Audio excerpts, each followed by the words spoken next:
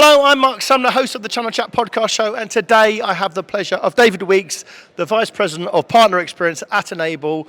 I was going to say in the studio, David, but we're actually in the front of the hotel in Berlin in the Intercontinental. So how are we doing? We're doing really well. It's been a long haul, and it's day one of the event, but there was a pre-day. So people don't realize I've been on for about 18 hours a day right now. But no, it's been great. It's been absolutely fantastic. And we'll start there actually. What is the importance of these events? Because lots of people were saying we're not going to have in-person events anymore, we're not going to have these people coming to events or flying around, and yet this has been super popular and loads and loads of people have come out for it. So why are they so important? I think we do it differently. And you know what, when I go to a lot of events as you do, right? And a lot of them are about our product's a pitch and this is why you should buy it. We're all about education and peer-led content. You know, and if you look at this event right now, we're over 90% is peer-led. And it's really about learning from the person next to you in the room, and that we think creates a lot of value. So we believe collectively getting people together like this allows them to up-level their business. On that point, you actually opened Empower 25 by stating there's no competition in the room, all the competition is outside this hotel. What did you mean by that? So what I mean is that don't think that somebody sitting in the room might take your idea and use it to up-level their business. That's actually okay. And the reason I say that is if you look at the number of service providers that are out in the market versus the number of small, medium-sized businesses, mid-enterprise, enterprise, there's enough business to go around for everybody.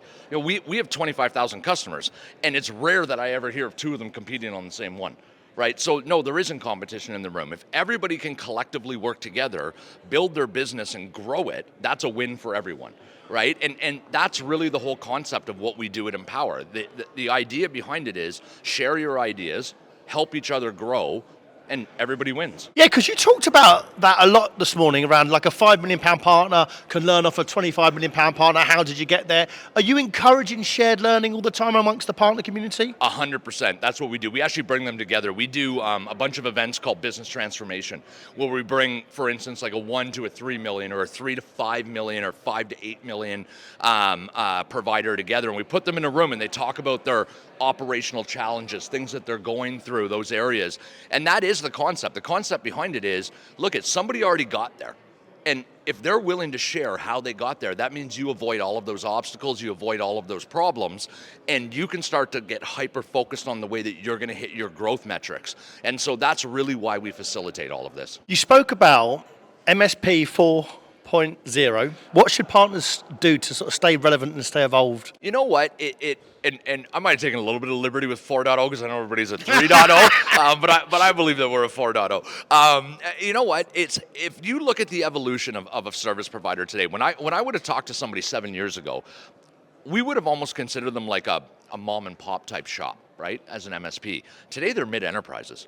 And it's really changed in the dynamics of how they run their business. And when I look at that, the area that I would talk to them about is, you're now a business consultant. That's what you're there for, right? And you can back into the opportunity. Every business in the world relies on technology. There's not one that doesn't, and that drives their revenue stream. So if they're able to walk in and say, look, what are your key drivers for your revenue? What's your productivity per employee? How can I help you increase that? That's a very different discussion than you should buy my EDR, or you should buy my remote monitoring and management, and that changes the conversation. So I think today, service providers have to evolve to be true digital business consultants in the industry and talk to and have a seat at the table with their customers as they plan their strategy and growth. You talked about customers there. You mentioned 25,000 customers globally. How are Enable identifying the best practices or the best regions or the best solutions across those regions, across those different verticals, to help the wider community of that MSP community you serve? Yeah, you know, it's a really good question. We actually rely on those 25,000 customers to guide our roadmap, to guide our strategy, right? And I think you probably heard me stay on stage. Like, we're not the experts. Right, we're not. We're a vendor to the experts. And so when they give us that feedback and they tell us, listen, this is what we need in our business to move forward. This is what we require, to be able to grow and scale our organization. We listen to them. The other side of it is we have an open ecoverse now. right? And that's what we're about. We'll bring you best of breed tools as a vendor. But if maybe they don't fit all of your customers, you can go out and find something else that does fit that specific niche requirement, and we'll integrate with it. And that's all about choice, and that's what you have to give in this space now, and I don't believe closing your ecosystem works. You said on stage, if you're just selling software, you're not going to make it. Which is maybe not good news for some partners out there, unfortunately. But what practical steps can you see, or you help these partners make the transition, or partners who want to make the transition to be a value-added service provider? When I said that, and it is a pretty blunt statement, but it's true. If you're just reselling software, it's low margin, right? And it's a line item at a time. The concept behind this is, if you're not selling that in that way, and now you're going in a consultative fashion, it changes. And why do I say that? Look, when you go out, all of these businesses have a requirement. They have a requirement in a way that they run their organization, and they're looking for that help.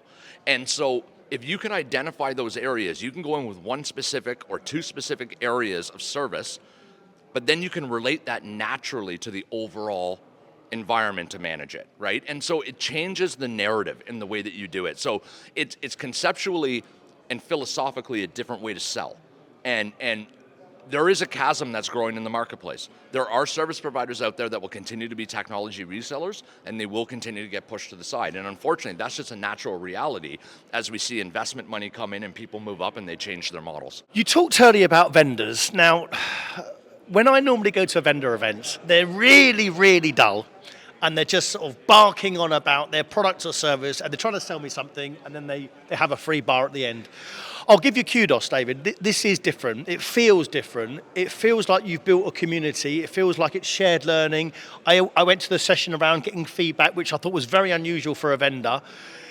Is this just luck? You've just done this, or has this been judgment, or has this been planned that you've actually built this community, which is very, very different to what most vendors I'm going to? It is. Look, when we talk about partnership, we truly live it and breathe it as an organization, and that's the number one goal that we have, is a proper partnership. And we had a fellow in our industry, we call him the Godfather, Mike Cullen, and unfortunately he passed a year and a bit ago. But Mike always had the concept of, we're a great tech company, but we're best business partner first. And we've always lived by that mantra. And so we've always said that when we hold events like this, it's not about a sales pitch. Look, it's all my customers sitting in the room. I don't need to sell them, right? If they're interested, they're going to buy something anyways or call me. Yeah. So it's about helping them grow their business, because I can't grow my organization without their growth anyways. So that's the great model that we have in this MSP space. You've mentioned this morning again that the total addressable market is massive. Massive opportunity. Out of the 25,000 customers you're dealing with, some of them aren't competing with each other, or you don't come across the same deals.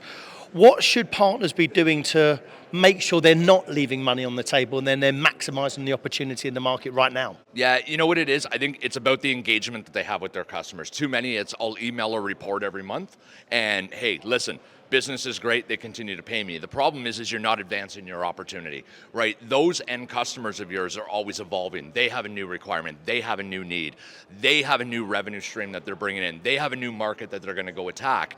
How can you support that? Right, and that probably means that you have to bring in new services, new tools, whatever it might be. But like I said earlier, if you're not sitting at the table, you don't know that. And so get a seat at the table and be an extension of their business, almost like a department, is key, and not just a vendor to them. How do you do that? How do you get a seat at the table? How do you enhance that relationship? You got to show the proper value, right? You've got to show that. And one of the things I always say, and it's a good question, Mark, is look, number one cost of every business is human capital. Number two is tech. Right? So if you walk in and you talk to a business owner and you say, what is your revenue per employee per hour? They'll be able to answer that. If you say, now I can increase that productivity and increase that value and that revenue per hour, that business owner will listen to you all day, every day. I'm not selling tech anymore, right? I'm selling an outcome, and that outcome is the key. And so MSPs have to change their mindset and think from a business level and not a technology level. And it's not easy, because a lot of them aren't salespeople. And if you're not, bring in the right people who can do it. I'm due to interview several of the Enable nerds tomorrow, Nerds Heads. I love it. What was the thinking behind this program? Why did you do it? You know what? That was actually Mike Cullen's brainchild as well too. And it was. I remember when he came to me with the concept, and I said, I absolutely love it. They're industry experts. They all come from service providers. They've all lived and breathed what our customers do. And the idea was we bring an industry expert who will never pitch you product. They're not going to sell you anything. They're there just to help you. And what most people don't know is our Head Nerds program is actually open to any service provider in the world. You don't even have to be a customer of ours. There is no sales pitch after. Those lists do not go to sales. They don't go to marketing. That is 100% an area where the nerds are there just to help up-level the industry. Why do we do that? And this is what I always say. Healthy industry, healthy vendor. And that's important to me. So I can sell them a service provider, and if I need my laptop fixed, they'll do it for me. This is brilliant. Maybe. You know what? They probably would. They would. Okay. I go to them for help. I'm going to use that. I'm going to use that because that sounds good. Our IT department's not great, so I'm going to take their number. That sounds great. You've heard it here first, channel. Yeah. My last question: the opportunity in 2025 is massive. Is a big opportunity. What's the one bit of advice you'd give MSPs right now to sort of say this is what you should be doing to sort of succeed in this year? You know what? Too many of them are looking at the macro and microeconomic factors today, right? And they're saying, oh, I don't think people want to spend. I don't think prospects want to spend. I don't think people want to go out there and do an outlay of money. That's incorrect. They still need to move their business forward, right? Yes, is there some uncertainty in the market? There always is. The opportunity sits there. But when there's a downturn or uncertainty in a market, there's always opportunity that sits behind it, and you have to go find it, right? And we were talking earlier in one of the panels that we were on, the press panel.